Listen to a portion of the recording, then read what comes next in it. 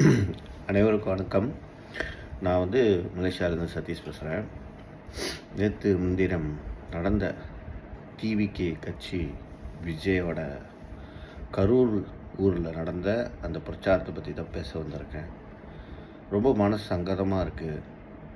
ஒரு பிரச்சாரத்தில் போய் இவ்வளோ உயிரிழப்பு ஏற்பட்டிருக்குன்னும் போது அதே சமயத்தில் ரொம்ப என்ன சொல்கிறது, ஒரு உலகமே ரொம்ப வேடிக்கையாக பார்க்குறாங்க நம்மளை, குறிப்பாக தமிழ்நாட்டு மக்களை. ஏன்னு சொன்னால், ஒரு ஆக்டர், ஒரு பிரபலமான ஆக்டர், பிடிச்சமான ஆக்டர், எனக்கும் சில படங்கள் அவர் பார்த்துருக்கேன், ரொம்ப பிடிக்கும்.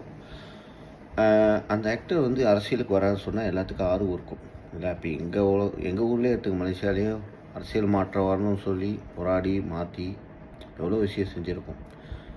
நீங்கள் மாற்றத்தை நடக்கணும்னு விரும்புனீங்கன்னா உங்கள் ஓட்டு உரிமையில் காட்டுங்க. ஓட்டு இருக்குல்ல, ஓட்டை போட்டு காட்டுங்க.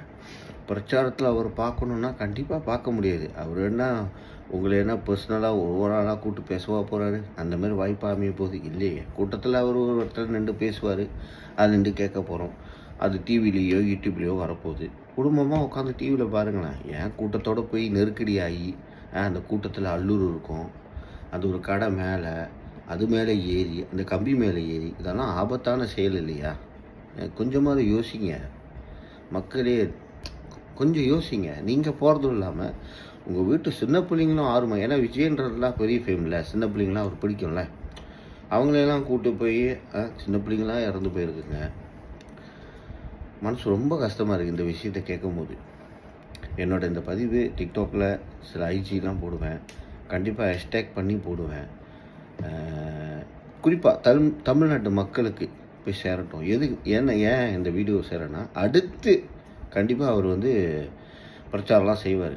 தயவு செய்து அந்த பிரச்சாரத்தை நீங்கள் லைவ் வீடியோவில் பார்க்கலாம், யூடியூப்பில் பார்க்கலாம், சரிங்களா?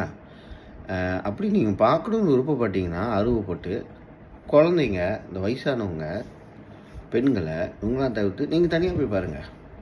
உங்களுக்கு என்ன ஆனால் பிரச்சனை இல்லை. அவ்வளோ ஆர்வமாக இருந்தீங்கன்னா தயவுசெய்து தனியாக போய் பாருங்கள், சரிங்களா? இந்த மாதிரி பாதிக்க பிள்ளைங்களை வயசானவங்களாக கூப்பிட்டு போய் அவங்களுக்கு ஏதாவது ஆகி மனசு ரொம்ப கஷ்டமாக இருக்கும் பார்க்கும்போது.